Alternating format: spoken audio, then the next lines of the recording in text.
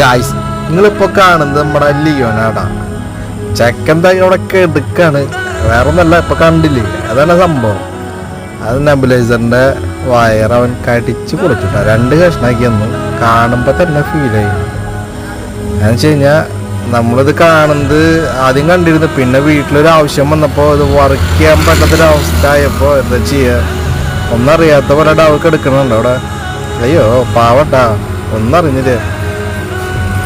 ഞാൻ എന്ത് ചെയ്തു, വേറെ ഒന്നുമില്ല, നേരെ ഇലക്ട്രിക് ഷോപ്പിൽ പോയി വേറെ ഇതുണ്ടല്ലോ പ്ലഗ് വാങ്ങിച്ചു, വയറിൽ കണക്ട് ചെയ്തു, സെറ്റ് ചെയ്തു,